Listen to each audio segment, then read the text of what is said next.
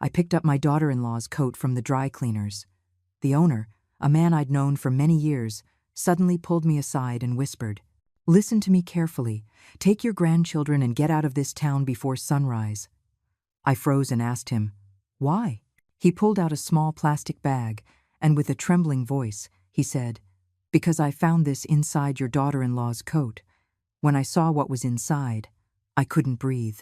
Without thinking, I held my grandchildren tight and, "I'm glad you're here. If you're watching this video, hit the like button, subscribe to the channel, and tell me in the comments where you're listening to my story of revenge from. I want to know how far it has traveled." As evening fell, the day's heat still clung to my fingers while I carried the heavy basket from the market. Sweat soaked my blouse, and I walked slowly down the old street where the peeling paint on the walls told the story of this town's many years. Arthur's Dry Cleaning appeared on the corner. The faded wooden sign swayed in the wind. I stopped. I pulled the wrinkled yellow claim ticket from my purse. That morning, Chloe, my daughter-in-law, had pressed it into my hand, her voice soft but rushed. "Mom, please, pick up the wool coat from Arthur's. I have meetings all day. End." I nodded without much thought. To me, it was just one more errand, like so many I always did for my children. When I walked in, the smell of fabric softener mixed with the steam rising from a corner. Arthur, an old man with glasses perched on the end of his nose, was behind the counter, flipping through a notebook with his bony hands. I handed him the ticket. He glanced at it and nodded, wordlessly disappearing into the back storeroom. He usually sent the young man who worked for him, but today he went himself, moving slowly, as if he were trying to buy time. I waited without a worry, stroking the handle of my basket, thinking only about what I would cook for my grandchildren that night. He returned with Chloe's coat, carefully wrapped in clear plastic that smelled of softener. But instead of handing it to me, he stopped. He scanned the shop, making sure no one else was there. I thought it was strange, and before I could ask, his rough, calloused hand gripped my arm tightly. "Eleanor," he murmured in a hoarse voice, almost a whisper, "come here for a moment." Without giving me time to react, he led me behind a worn-out curtain that covered the back of the shop. The smell of bleach and steam made it hard to breathe. Piles of clothes waiting to be ironed were stacked like a messy wall, hiding something. "You need to see this," he said, his voice trembling, as he opened a rickety drawer under the counter. From it, he pulled out a small, clear plastic bag, just big enough to make my heart stop. Inside was a bank transfer receipt, stamped in red, with a figure so large I had to look at it several times to be sure I wasn't mistaken. Millions of dollars. Who would keep something like that in a coat pocket? And next to the paper, a photograph. The innocent faces of Sophia and Leo, my grandchildren, with circles drawn over them in a red marker.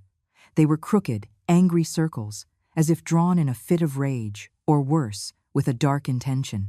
I felt the blood in my veins turn to ice, my hands as cold as stone. "Arthur, what is this?" I stammered, my voice breaking. He shook his head, his eyes filled with fear, as if even he couldn't bear what he had found. "Eleanor, you have to get the children out of here immediately. Don't waste a second. You must be gone before sunrise." His voice was harsh, almost pleading. I wanted to ask him more. I wanted an explanation, but he just placed the bag in my hand, repeating, "I can't keep this here. It's too terrifying." I took the coat, my hands shaking so badly I almost dropped it. I tucked the bag deep into my pocket, feeling like I was carrying a bomb about to explode. As I left, my steps were uncertain, as if I were walking on air, unable to feel the ground beneath my feet. The basket tipped, and a few tomatoes rolled out, nearly falling onto the sidewalk. Outside, the world continued with its usual noise, the squeal of a bus's brakes, the calls of street vendors, the laughter of children running down the street. But in my head, only Arthur's insistent voice echoed, repeating like a funeral bell. Before sunrise, the sky darkened, the shadow of dusk swallowed by the thick night. I entered the house, my feet as heavy as stones, the zip-top bag holding the terrifying secret still deep in my pocket, burning like a curse. The large house, once filled with the laughter of Sophia and Leo, was now frozen in an icy silence. Ben, my son, was on a business trip in Denver, hundreds of miles away. It was just me, my two small grandchildren, and the terrifying emptiness Chloe had left behind. My phone vibrated. A short message from my daughter-in-law. "Mom, I have an unexpected meeting. I'll be very late. Please take care of the kids." I stared at the words on the screen, and a nameless anxiety rose in my chest. Was it true? Or just an excuse to hide something? I walked into the living room, where Sophia and Leo were focused on playing with blocks on the old rug. Sophia, a 7-year-old girl with big, round eyes, was carefully building a little house out of colorful pieces. "Grandma, look, my house has a chimney," she shouted excitedly, her voice as clear as bells. Leo, the little one, only 4 years old, was beside her, hugging a plastic dinosaur, murmuring a song without words. Seeing them, my heart clenched. Just a few hours earlier, I thought they were safe in the arms of their family, but now, the image of the 2 red circles on the photo haunted me, like an invisible threat lurking somewhere. I forced a smile, stroking Sophia's head. "It's beautiful, my love. Rest for a bit, Grandma will make dinner." But in my mind, everything was spinning. Arthur's voice wouldn't stop. "You have to leave before sunrise." I didn't know what I was running from, but my instincts as a mother and a grandmother told me those 2 children couldn't stay here a minute longer. I walked silently to my bedroom, locked the door, and with a trembling hand, I dialed the number of Grace, a nurse friend I trusted completely. Grace and I had been through so much together, from the lean years raising our children to the endless nights caring for my husband in the hospital. If there was anyone I could trust now, it was her. "Hello, Grace. It's me, Eleanor," I whispered, my voice cracked with worry. "I need your help. Do you know a reliable taxi, one that can make a long trip, tonight?" Grace was silent for a moment, perhaps sensing the strangeness in my voice. "Eleanor, what's wrong? Why the rush?" I took a deep breath, holding back tears. "I can't explain right now. I just need a cab, as soon as possible." Grace didn't press, only answering briefly. "I'll call my brother. He's a driver, very discreet. Give me 10 minutes. I nodded, even though I knew she couldn't see me, and hung up with my heart in a knot. I went to the kitchen, my hands moving quickly. I took some bread from the cabinet, sliced some cheese, and packed some cookies the children loved. I put a couple of water bottles in a small bag, wondering what else I should bring. I didn't know where I was going, only that my grandchildren couldn't go hungry or be left helpless. From the kitchen, I looked toward the living room. Sophia was showing Leo how to build a bridge. Their laughter was like knives in my chest.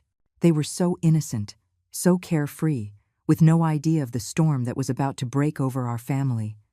I wondered if I was wrong, if it was all a misunderstanding, and I was overreacting. But then the image of the photo with the 2 red circles reappeared in my mind, and I knew I had no other choice. I ran to the children's room. I opened the closet and grabbed a few items of clothing. The blue sweater Sophia likes, Leo's superhero pajamas, several pairs of socks.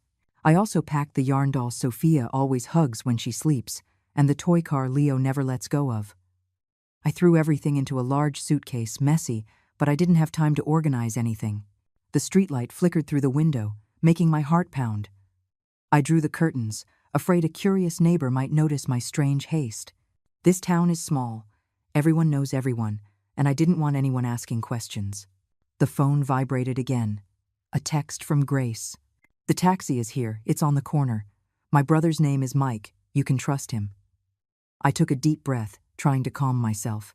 I went out to the living room, knelt beside Sophia, and gently shook her shoulder. "Let's go, my love," I whispered in the sweetest voice I could manage. "Put on your coat. We're going for a night ride." Sophia looked up, her eyes wide with surprise. "A night ride? Where to, Grandma?" I smiled, though inside I was a wreck. "To a very fun place.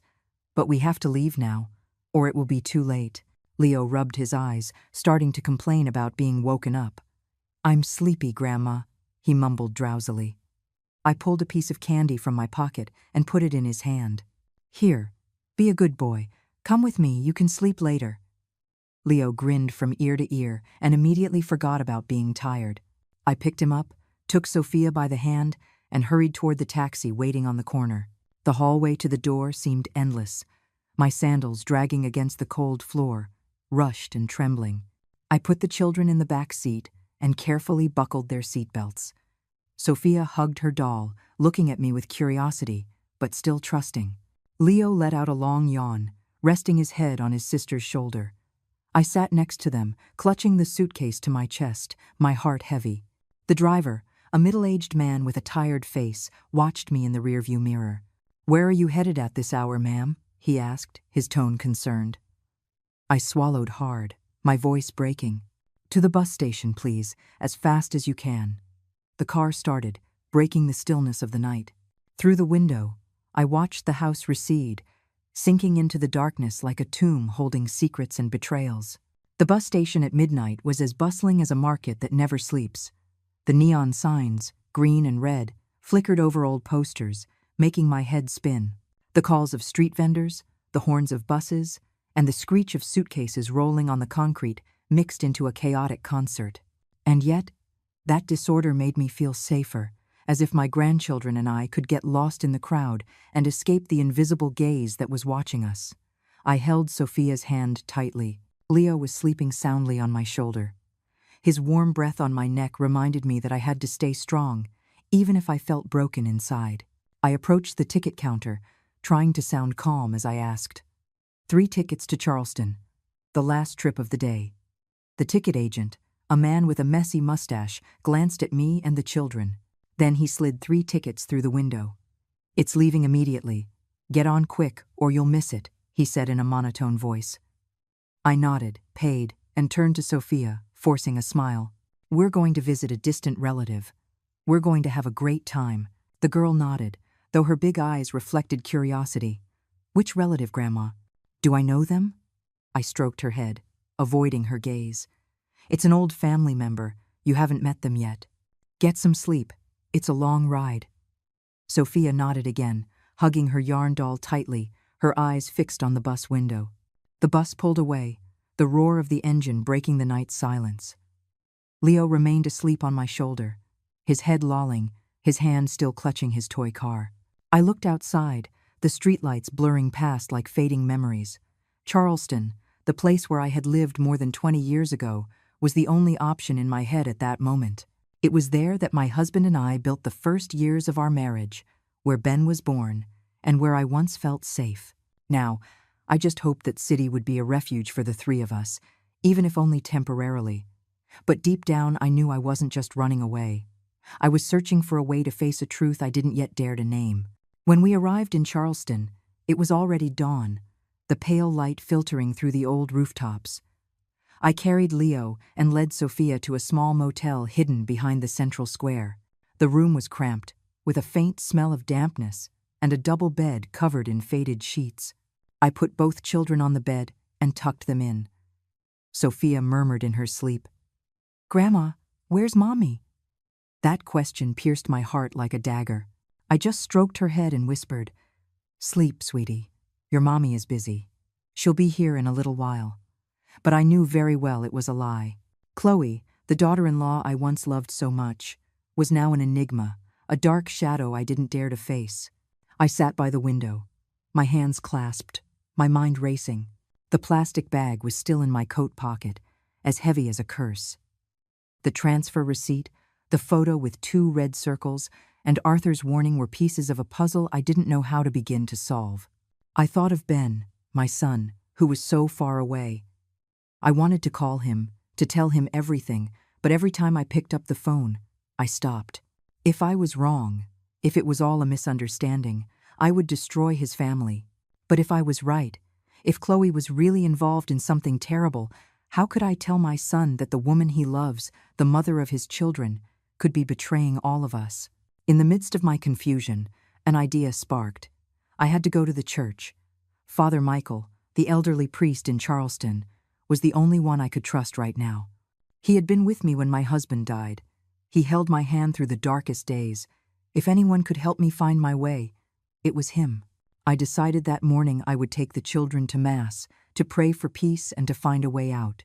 The next day, I woke Sophia and Leo. I helped them get dressed. "Come to church with me, and I'll buy you ice cream afterward," I said, faking cheerfulness in my voice. Leo got excited. "Chocolate, Grandma?" I smiled and nodded. though inside I was filled with worry.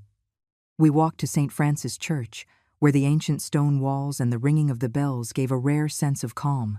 Sophia held my hand, while Leo ran ahead with his toy car dangling from his fingers. Looking at them, all I prayed for was to preserve that innocence forever. Father Michael recognized me as soon as I entered the church. His white hair shone under the light streaming through the stained glass windows, and his kind but piercing eyes looked straight at me. "Eleanor, it's been too long," he said in a warm voice. "What are you and your grandchildren doing here? Is something wrong?" I just nodded, unable to speak in front of the children. After Mass, I let Sophia and Leo play in the church's backyard, where other children were running around. I asked Father Michael for a private conversation.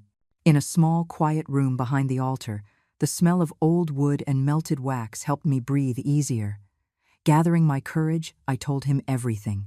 Chloe's coat, the transfer receipt with a huge sum, and the photo of Sophia and Leo with 2 terrifying red circles. I handed him the plastic bag, my hand shaking. Father Michael was silent for a long time, his hands clasped together, his face growing harder by the second.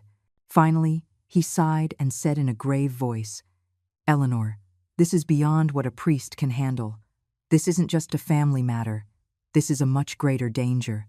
You need someone who understands the law." He paused, looking at me with deep concern. "I know someone who can help. Victoria, a very good lawyer and a parishioner here. She'll know what to do." I nodded, feeling a ray of hope light up in the darkness. That same afternoon, in the small confessional, I met Victoria for the first time. She was young, maybe a little over 30, with short hair and eyes so sharp they seemed to see everything. Wearing latex gloves, she carefully opened the bag and examined the receipt under the dim yellow light. "This transaction code belongs to a ghost company registered through an offshore account," she said, as her fingers typed quickly on her laptop, her face serious with concentration. "A non-existent company." She paused and pointed to the last line of the document. "Signed by Julian Cortez." That name meant nothing to me, but when Victoria looked at Father Michael, they exchanged a meaningful glance. "That man has been involved in financial fraud and money laundering," Victoria said in a low voice. "This is not simple, Eleanor." I felt my hands, resting on the wooden table, begin to tremble. "But why my grandchildren?" I asked, my voice breaking. "Why are their faces marked in red?" Victoria didn't answer right away. She just looked at me with compassion. "We need to investigate more," she said finally. "But the first thing is for you and the children to stay here, where you'll be safe. I will contact some trusted colleagues to look into this." Father Michael placed his hand on my shoulder, his voice soft but firm. "Eleanor, God will protect you and your grandchildren, but you must be strong for them." I hugged Sophia and Leo as we left the church. As the gray afternoon covered the cobblestone streets, the bells rang behind us, reminding me that I was no longer alone. The next day, I found myself in front of a motel door in Charleston, my heart on fire. Sophia and Leo were playing in the yard of Grace, my old nurse friend whom I trusted completely. Through the wooden fence, I watched them. Sophia was teaching Leo how to blow soap bubbles, and their crystal-clear laughter filled the sunny morning. I smiled, but that smile felt heavy, as if every second spent there was stolen from them. "Grace, can you watch the kids for a day?" I asked, trying to stay calm. "I have to go back to my town to sort out some important personal matters." Grace looked at me. Her sharp eyes seemed to want to ask more, but she just nodded. "Don't worry, Eleanor. The children will be fine with me. I'll make them pudding and tell them stories." I squeezed her hand, saying nothing more, but with infinite gratitude in my heart. I took the first bus of the morning back to town, huddled in a seat at the back, the plastic bag still in my coat pocket, a constant reminder of the terrifying secret I was carrying. The landscape passed by the window-dry cornfields, dilapidated houses, but I saw nothing but the image of the 2 red circles on the photo of Sophia and Leo. I wondered what I was doing, if it was right to leave the children behind and return to this dangerous place. But I knew that if I wanted to protect them, I had to uncover the truth, no matter how cruel. The family house appeared as the bus pulled into the last stop. It was silent, cold. It was no longer the home Ben and I had built over so many years. Now it felt like a crime scene waiting for me to discover it. I took the spare key from the bottom of my purse, my hand trembling as I opened the gate. The squeak of the hinges echoed in the silence, making me turn my head with a start. The street was deserted, only a few dogs barking in the distance. I went inside and locked the door, feeling like I was crossing into another world, where everything I had believed could crumble. The living room was just as I had left it the day before. Chloe's light blanket was thrown carelessly over the sofa, as if she had been there just hours ago. On the side, a half-drunk cup of coffee, the dried foam now a brown stain. I stood there, looking around, trying to find some sign, some clue to explain what was happening. But the air inside the house was heavy, as if even the walls were keeping secrets. I didn't hesitate any longer, and went straight to Ben and Chloe's room, where I knew there was something I needed to check. Under the closet, the small gray safe was still there, motionless like a silent accomplice. I remembered Ben's birthday a few months ago, when Chloe, drunk after several shots of tequila, had blurted out the combination while laughing with me. "Mom, you wouldn't believe it, Ben always tells me to change the code, but I like May 12th, 2018, our wedding day." At the time, I just laughed, thinking it was an unimportant detail. But now, that sequence was the key to opening the door to the truth. I knelt, dragging the dust-covered safe out. My hands shook as I turned each number. 120518. The dry click echoed like a gunshot in the silence, making my heart leap. I opened the heavy door of the safe, breathing heavily. Inside, stacks of dollar bills were neatly piled. The green glow left me stunned. Tens, maybe hundreds of thousands of dollars, a sum my family had never dreamed of. Next to them, a pile of fake passports and IDs, with unfamiliar names. Maria Gonzalez, Juan Alvarez, Sofia Morales. I flipped through them one by one, my heart pounding as if I were reading a list of ghosts. In a corner were 2 sealed cell phones, ready to be activated on some plan. But what took my breath away were the papers at the bottom. 3 business-class plane tickets from Chicago to Madrid, in the names of Chloe, Sophia, and Leo. Ben's name was not there. I checked them over and over, hoping I was mistaken, but the cold truth was like a knife piercing my chest. Chloe was planning to escape, to take my grandchildren, and leave my son behind like an obstacle. I pulled out one more envelope, my hands trembling. Inside there was a photo, Chloe, smiling radiantly, next to an unknown man, elegant in a black suit. On the back of the photo, a handwritten scrawl, "My Cortez." That name, Julian Cortez, matched the signature on the transfer receipt. The whole room began to spin, the air grew thick, and I struggled to breathe. I sat on the floor, my back against the dresser, the photo falling from my hands. Chloe, the daughter-in-law I had loved like a daughter, the one who cooked with me for family meals, the one who hugged me crying when Ben had trouble at work. That woman was betraying us. Not only was she betraying Ben, but she was also planning to take my 2 grandchildren, as if they were part of a deal. I thought of Sophia, with her innocent smile as she drew pictures for me, and of Leo, with his habit of hugging my legs whenever I baked.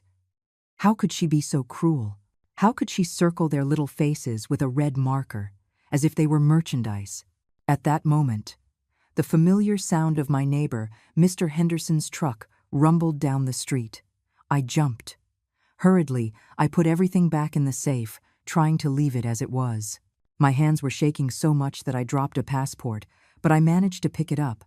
I pushed the safe back into place and closed it. My heart was pounding so hard it felt like a guilty person's. I stood up, wiped the sweat from my forehead, and tried to calm down. As I headed for the door, I spotted a torn envelope in the kitchen trash can, with the logo of a foreign bank shining in the light. Instinctively, I took it. I put it in my jacket pocket without a second thought. When the door slammed shut behind me, I walked out onto the street as if floating. I knew I wasn't just running away. In my pocket, I carried the proof of a terrible plan. Chloe planned to escape with Cortez, taking a fortune, abandoning Ben, and worst of all, taking my 2 grandchildren with them as part of the deal.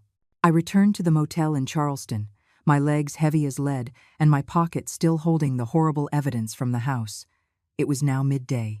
The dim sunlight filtered through the slits of the thin curtains, falling on the old wooden floor. Sophia and Leo had just woken up from their nap. They were on the bed, rubbing their eyes. Sophia, her hair tangled, looked up at me, her big, innocent eyes wide. "Grandma, when are we going home to Mommy?" Her question was like a knife in my chest. I knelt, stroked her hair, and tried to smile, though I knew the smile was forced. "Soon, my love. Your mom is busy with something. Stay with me for a few more days, okay?" But my throat was closing up. I couldn't say more. Leo, hugging his plastic dinosaur, interrupted. "Grandma, I want cookies." I nodded. I took a package from my bag and gave it to him, just to hide the fact that my hands were still trembling. I took both of them to the motel's small courtyard, where there was an old swing set. "Play for a while. I'll watch you from here," I told them, trying to sound calm. But inside, I felt like I was on the edge of a cliff. What I had found in the safe, the stacks of money, fake passports, plane tickets, and the photo of Chloe with Cortez would not stop tormenting me. I knew I couldn't stay here forever, nor could I keep running without facing the truth. But how could I protect my grandchildren if their own mother, whom I once trusted, was part of this nightmare? Later that afternoon, Victoria arrived. Her steps were quick, but her eyes reflected concern.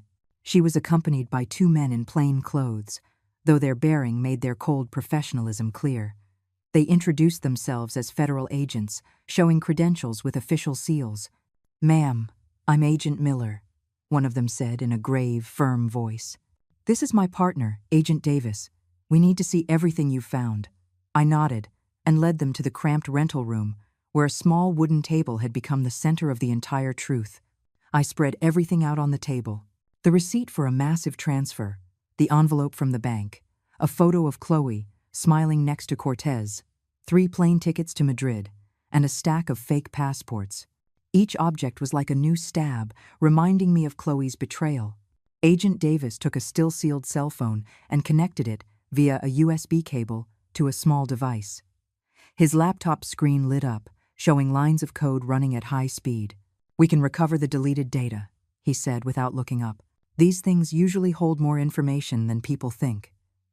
I remained seated, my hands clasped, my heart pounding hard. Outside, Sophia and Leo were playing in the courtyard, their laughter reaching me, but I didn't dare to look. I felt that if I lost control for even a second, I would let out the pain that was suffocating me. After a few tense minutes, Davis turned the screen towards me. There was a photo folder, and the first image was again of Sophia and Leo. Their innocent faces were circled in red marker, distorted with a cruel intention. I held my breath, as if the air in the room had vanished. Agent Miller pointed at the screen. His voice lowered, as if trying to prevent me from breaking down. "Ma'am, this isn't a personal mark. It's a symbol used in human trafficking networks." The word trafficking sounded like a thunderclap, leaving me paralyzed. He enlarged the image and showed a series of tiny numbers in the corner. "It's a transaction code. The red circle means target selected. The children are part of a much larger plan." Instinctively, I wanted to hug my grandchildren, even though they were outside, as if I could protect them from that terrifying truth. My eyes filled with tears, but I refused to cry. I didn't want the little ones to see me. "You mean they plan to sell my grandchildren?" I asked in a trembling voice, barely audible. Miller nodded with a look full of compassion. "We don't know the whole plan yet, but this evidence points to an organized criminal network." "And the woman in this photo?" he asked, pointing to Chloe. "Most likely an accomplice." Victoria placed her hand on my shoulder, and her voice trembled too. "Eleanor, this is no longer a family matter. It's an extremely serious criminal case.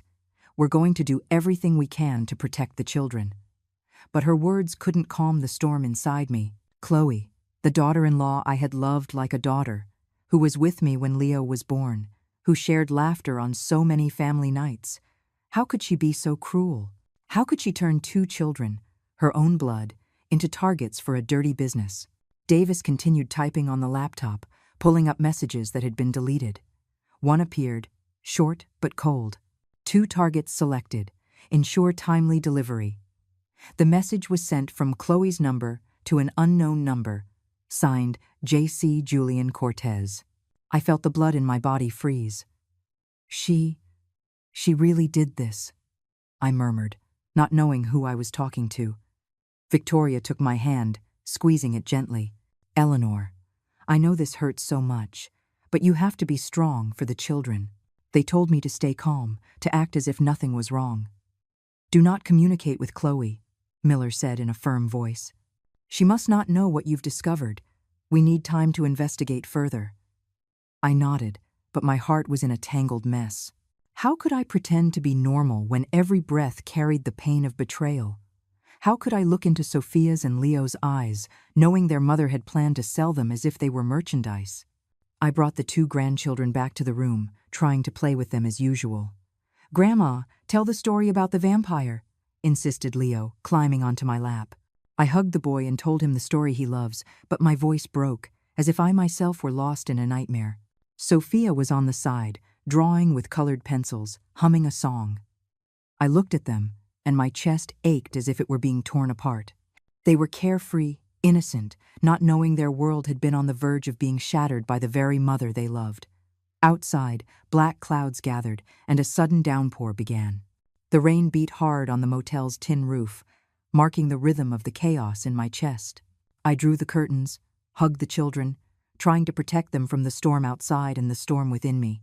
The next morning, a black car pulled up in front of the motel, with no license plate, no lights, but I knew it was a federal police vehicle. Victoria had called earlier to tell me to get ready. Eleanor, today we're going to plan everything, she said over the phone, her voice confident, though with a hint of concern. I quickly put on a sweater. I woke the 2 grandchildren and asked them to stay with Grace for one more day. Where are you going, Grandma? Sophia asked, with those big, curious eyes. I stroked her head, trying to force a smile. I'm going to see an old friend. I'll be back for you in the afternoon. Mateo, nibbling on a cookie, nodded without asking further. I kissed them on the forehead and got into the car, my heart as heavy as if I were carrying the whole world on my shoulders. The federal police office in Charleston was hidden on a narrow street, with no sign to indicate that serious cases were handled there. I went in and was taken to a small meeting room where the smell of old coffee and papers hung in the air. Victoria was already waiting, seated at a long table. Across from her were 3 officers, Miller, Davis, and a female officer named Hayes, whose gaze was both stern and gentle. Eleanor, we've reviewed the evidence you gave us, Miller began in a grave but sharp voice. This is a major case, related to an international crime ring. We need your cooperation to capture Chloe and Cortez. They explained the plan. To create a fake scene where Sophia and Leo had disappeared, to make Chloe and Cortez panic and reveal their movements. We will monitor all their communications, Hayes said, pointing to a screen showing a map of the city. We've installed a listening device on Chloe's phone and are tracking Cortez's number. They will contact each other, and then we will have enough evidence. I listened, but my heart tightened. And my grandchildren, will they be safe? I asked, my voice trembling, unable to hide my fear. Hayes put a hand on my shoulder with a firm look. Don't worry.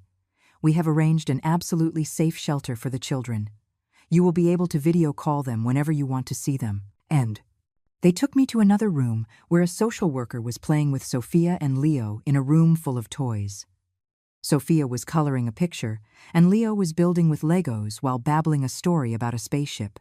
Seeing them, I felt like crying. They didn't know I was trying to protect them from their own mother. Eleanor, the children will stay here with me, the social worker said in a soft voice. I will take care of them as if they were my own.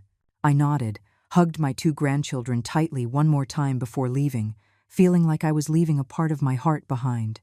That night, I returned to the motel and sat alone in the small room, phone in hand, waiting. Victoria and Davis were with me. The listening device was on the table, and the laptop screen glowed with the messages being monitored. Just as we expected, my phone vibrated. A message from Chloe, in a desperate tone. Mom, where are you? Have you seen the kids? They're gone. I've called the police. I'm scared to death. I read the message and felt my heart clench. How could she fake it like that? How could she write those words when she herself had planned to take my grandchildren away?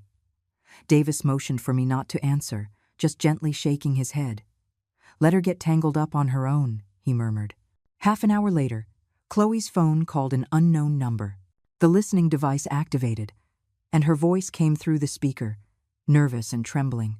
"Cortez, the children are gone. I had everything ready, but I can't find them anywhere." The man's voice on the other end was hoarse and annoyed. "Calm down. We can't back out now. The plane tickets are already bought. The buyer on the other end is waiting. If we don't have the merchandise, we'll be in big trouble." The word merchandise was like a knife twisting in my skin. I clenched my fist, my nails digging into my palm, trying to hold back tears. Sophia and Leo, my two little angels, being called merchandise. I wanted to scream. I wanted to go confront Chloe. But Davis motioned for me to be quiet, his gaze cold. The call ended, but Chloe continued sending messages to Cortez. "If we don't find the children, the whole plan will fall apart. You have to do something." Davis gave a cold smile. "Let it fall apart, that's how it should be," he said in a grave voice. "This confession will be irrefutable evidence at trial." Victoria took my hand and squeezed it gently, as if trying to give me strength. "Eleanor, we're almost done with this," she said, but her voice also broke, as if she herself felt my pain. I stayed there, my cold hands clasped, feeling both a deep fear and a strange relief. Relief because I knew Chloe and Cortez were digging their own graves, but the pain still crushed my chest. I thought of the past days, when Chloe was a shy young woman newly arrived in the family, when she would sit with me in the kitchen, kneading bread and telling me her dream of opening a small shop. I loved her. I thought she was part of the family, but now every memory was like a wound that opened wider each time I recalled it. Outside the window, the night was thick, without a single star.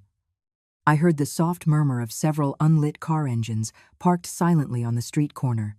They were like beasts in waiting, patiently biding their time. I looked at Victoria, then at Davis, and felt like I was entering a chess game whose end I did not know. "Eleanor, you did the right thing," Victoria said, her voice low but firm. "You saved your grandchildren." I nodded, but inside, a doubt began to grow. Had I really saved them? Or was I just dragging them into a new nightmare? That night, darkness covered Charleston like a thick veil. I was sitting inside a federal police command vehicle, parked 2 blocks from a cheap hotel on the outskirts of town. The air inside the car was heavy, the smell of engine oil and cold coffee mixing and making it even harder for me to breathe. Victoria was beside me, her gaze as hard as steel, but her hands were clasped tightly, as if trying to contain her tension. Officer Hayes, who had reassured me that morning, was adjusting the radio, her voice deep but clear. "Eleanor, you just stay here and listen. We'll handle everything." But how could I be calm when my heart was beating so hard it felt like it would burst from my chest? Sophia and Leo were safe in the police station's playroom, but the mere thought that I was about to witness Chloe's betrayal made me tremble. Over the radio, short, sharp commands were heard, like knives. "Alpha Team, position on the northeast corner. Bravo Team, control the rear exit. The target is heading to the meeting point." I clenched my hands tightly, my nails digging into my palms, trying not to show my fear. Victoria placed a hand on my shoulder and murmured, "Eleanor, it will all be over tonight. You did the right thing by getting the children out." I nodded, but tears were already streaming silently down my cheeks. The right thing? What had I done besides run away and ask for help? Yet, deep in my heart, I knew I had no other choice. I had to protect my grandchildren, even if the price was facing the heart-wrenching truth about my daughter-in-law, whom I had once loved like a daughter. Hayes turned on the live feed from the listening device, and Chloe's voice echoed, shaky and fast. "Cortez, I don't understand. Where are those 2? Without them, what are we going to deliver in the deal?" Every word cut me like a knife. Deal. That word made me want to scream, to lunge out and slap her. How could she refer to Sophia and Leo, her own children, as if they were merchandise? Cortez's hoarse, rough voice replied, "Shut up. First, let's go to the hotel. The intermediary is already waiting there. If we don't bring the merchandise, we're finished." I held my breath, as if the air inside the car had vanished. Intermediary. Merchandise. Those words were needles in my chest, reminding me that this wasn't just a family betrayal, but a monstrous crime. Hayes whispered into the radio. "The target has entered the parking lot. Prepare to move in."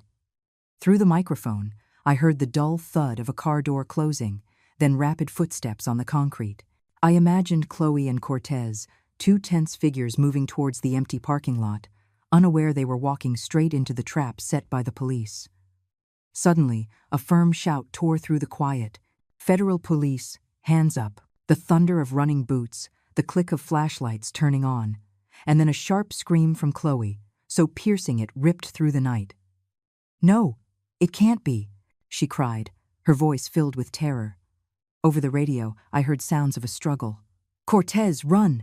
Chloe yelled, but immediately an officer ordered, "Freeze, put your hands up, or I'll shoot." There was a thud, then the sound of Cortez's body hitting the ground next to a white van. "Don't move," another voice commanded. I heard the metallic click of handcuffs being fastened. Chloe was crying, her voice in pieces. "You're mistaken. I didn't do anything." But then I heard her purse fall to the ground, stacks of money spilling out, and the cold voice of an officer. "Do you have anything else to say?" Sitting in the car, I couldn't hold back anymore. Tears streamed silently down my cheeks.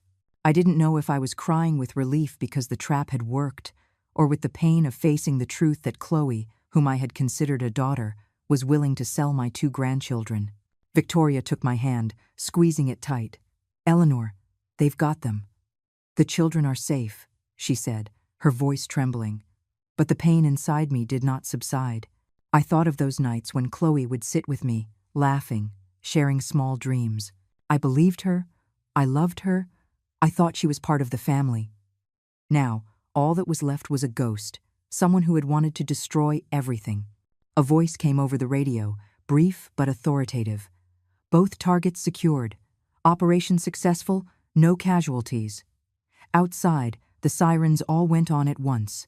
The red and blue lights spun, reflecting off the old hotel walls. I heard patrol car engines starting, voices giving orders, hurried footsteps.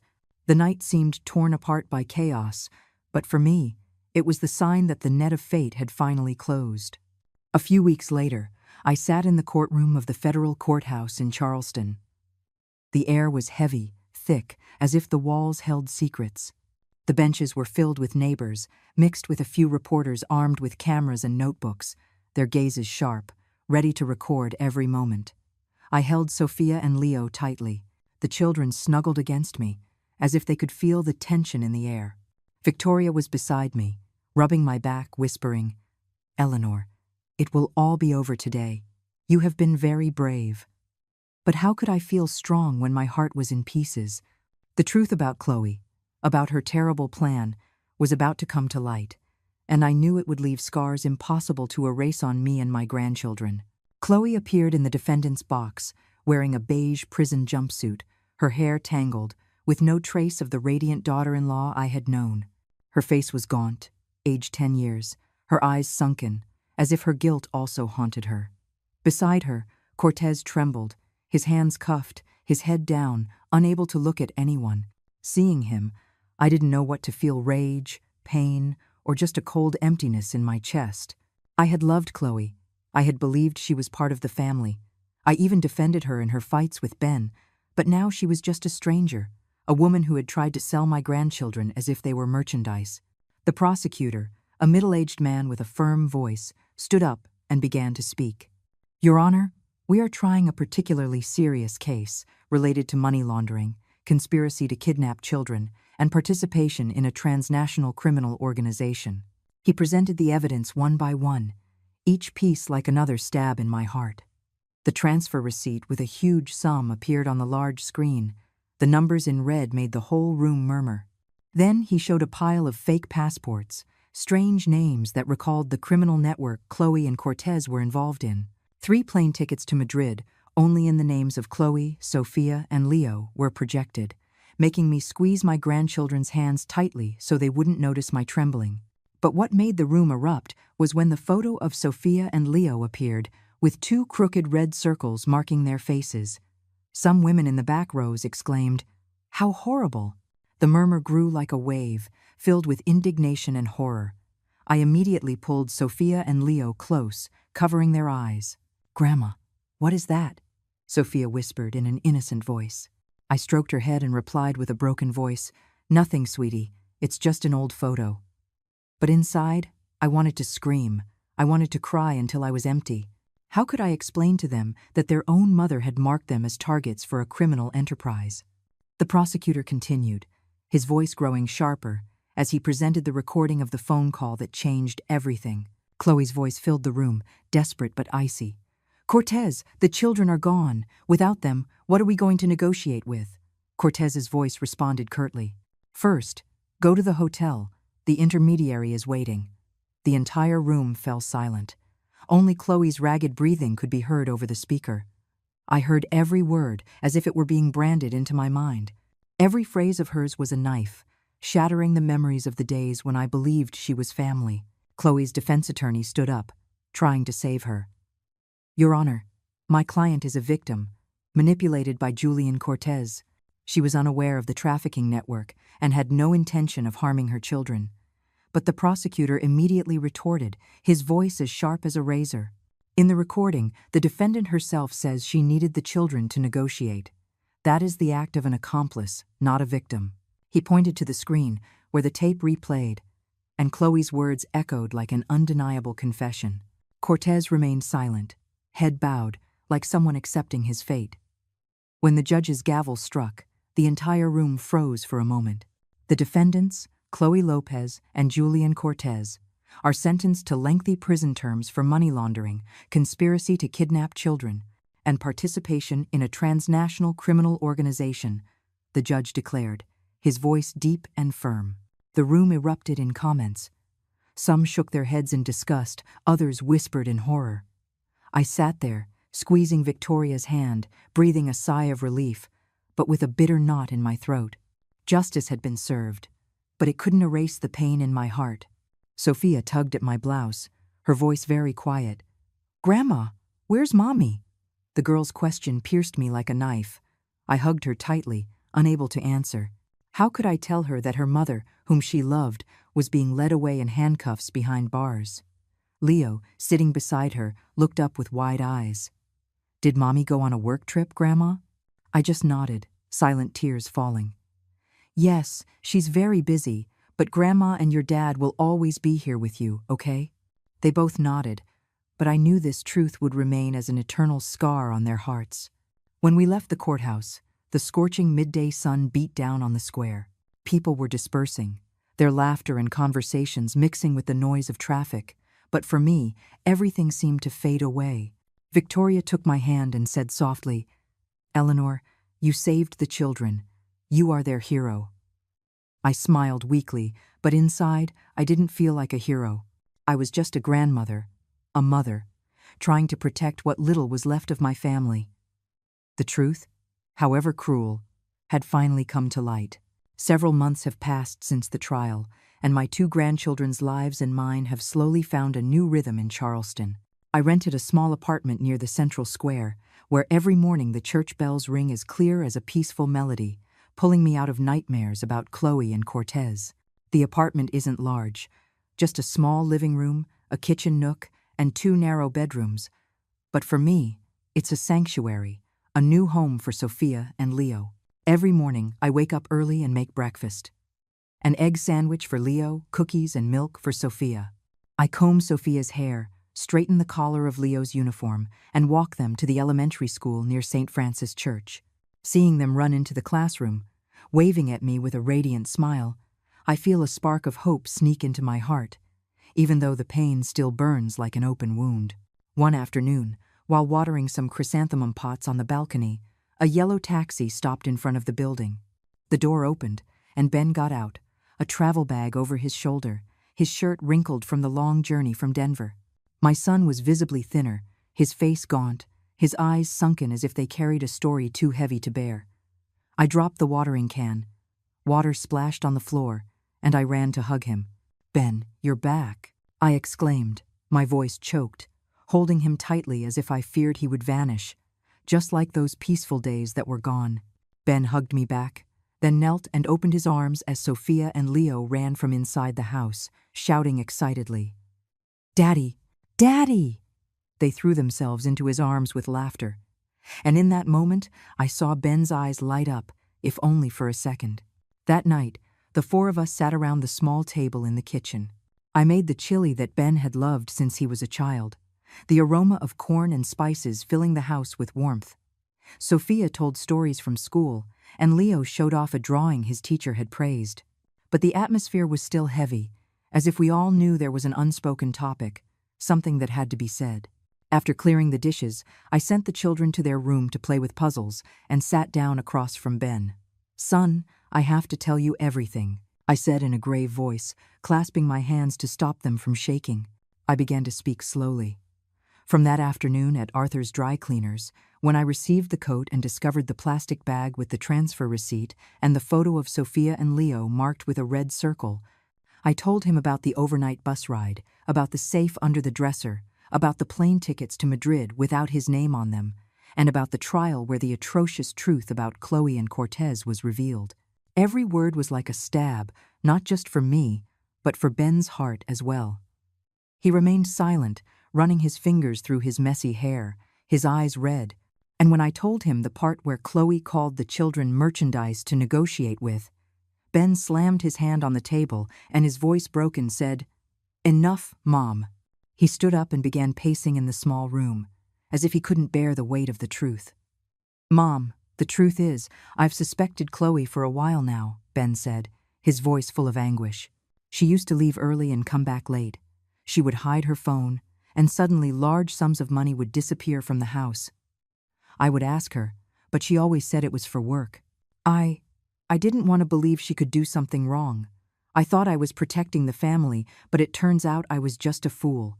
He stopped, turned his face away, his shoulders shaking. I stood up, took my son's trembling hand, saying nothing, just silently sharing his pain.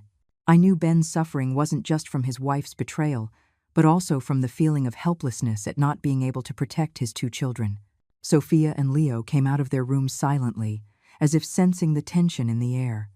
Sophia was hugging her yarn doll and asked quietly, "Grandma, is Daddy sad?" I nodded, pulling her closer and putting another piece of meat in her bowl. "Daddy is just tired from the trip. Eat up." Leo joined the conversation with an innocent voice. "Daddy, can we play with Legos tomorrow?" Ben smiled weakly and stroked his head. "Yes, we'll play tomorrow." But I knew that smile was nothing more than a mask to hide his broken heart. After dinner, when the children were in their room, Ben sat next to me and said firmly, "Mom, I'm filing for divorce. I'm going to get full custody of the children, and with you, I'm going to build a new life for them."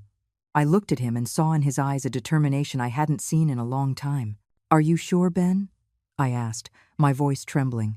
He nodded, squeezing my hand. "I can't forgive her, Mom. It's not for me. It's for Sophia and Leo.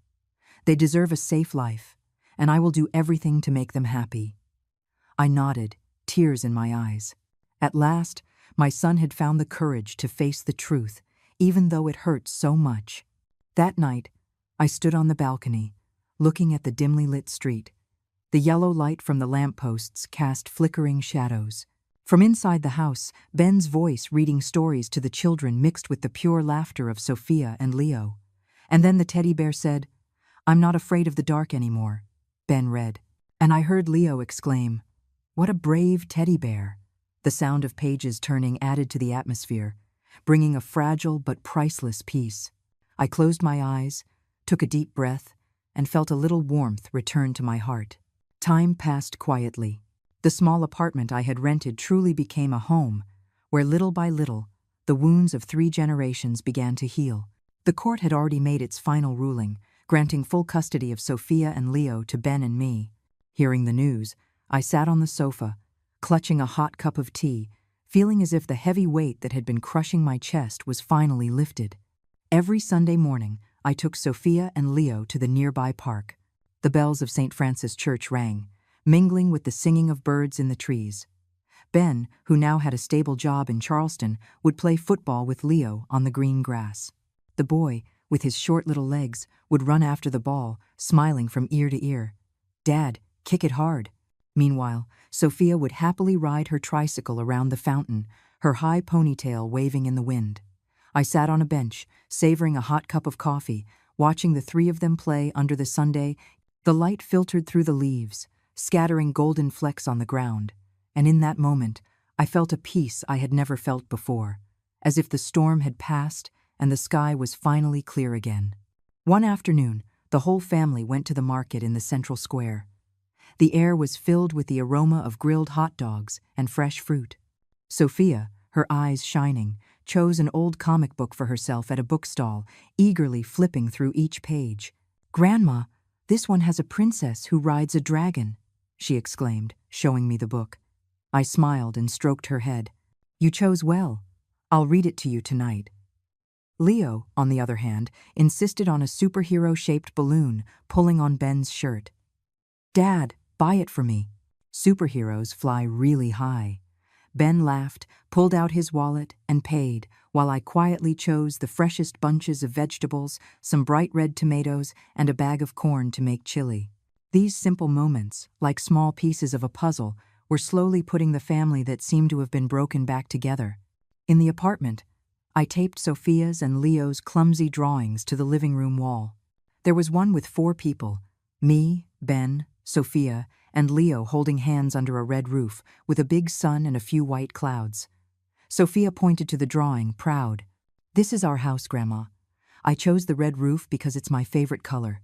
I looked at the picture with a soft smile, but I felt a lump in my throat. Their mother wasn't in the drawing, and I knew that no matter how hard I tried, that emptiness would always be there. I just hoped that Ben's love and mine would be enough to fill a little of that void in the children's hearts. Sometimes, I would see Chloe's picture in the newspapers, usually in short articles about the case, accompanied by a photo where she looked gaunt and lifeless behind bars. Every time it happened, I would hide the paper, burying it at the bottom of the trash can, not wanting Sophia or Leo to see it. They were too young to understand, and I didn't want their pure smiles to be stained by a cruel truth about their mother. But I knew that one day I would have to tell them. I would have to explain why she was no longer there.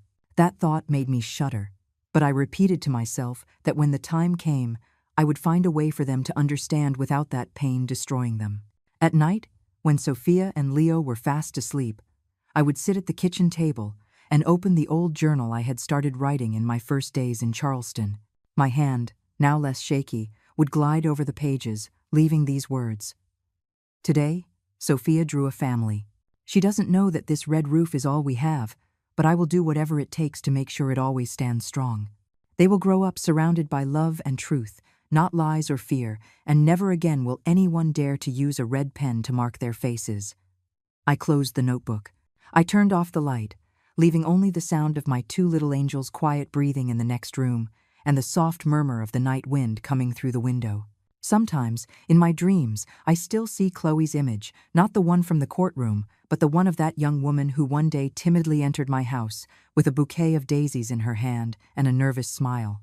I wake up, and the tears fall silently, not out of nostalgia, but from the pain of a betrayed trust.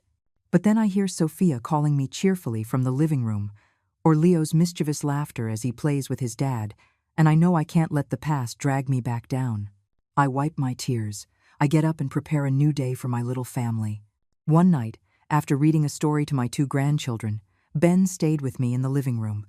"Mom, I found a steady job here," he said, his voice deep but firm. "I want to stay in Charleston, raise the kids with you. We'll make it, right?" I looked at my son and saw in his eyes a determination I hadn't seen since he was a boy. "Of course, we will, son," I replied, taking his hand. "We'll make it, because we have each other." Ben smiled, and for the first time in many months, that smile was no longer heavy with burdens. In the darkness, as the streetlight filtered through the slits in the curtains, I understood that my family, after the storm, had truly been reborn. It was a painful rebirth, built on the broken pieces of trust and love, but it was full of hope. I got up, went out onto the balcony, and looked at the quiet street. The church bells rang in the distance, like a reminder that, no matter how cruel the past had been, we, me, Ben, Sophia, and Leo would keep moving forward, with love as a beacon lighting the way. In the depths of my heart, I understood that everything that happened wasn't just my family's tragedy, but also a warning to everyone. Sometimes, the person who hurts you is precisely the person you trusted the most. Naivety, blind faith, can become the open door for darkness to enter. But I also understood that the love and courage of a mother, of a grandmother, always have the strength to protect and guide. I want to tell everyone something. Learn to look closely at the strange signs. Don't close your eyes for fear of facing the truth. A family is only truly preserved when we have the courage to defend it with all our hearts and with firmness, even in the face of the most painful betrayal. The story you have just heard has had names and places changed to protect the identities of those involved. We don't tell it to judge, but in the hope that someone will listen and stop to reflect. How many mothers are suffering in silence within their own homes? I truly wonder. If you were in my place, what would you do? Would you choose to remain silent to keep the peace? Or would you have the courage to face it all to reclaim your own voice? I want to know your opinion, because every story can become a candle that lights the way for another. God always blesses, and I am sure that bravery will lead us to better days. For now, on the end screen, I will leave 2 of the channel's most beloved stories. I think you will be surprised. Thank you for staying with me until this moment.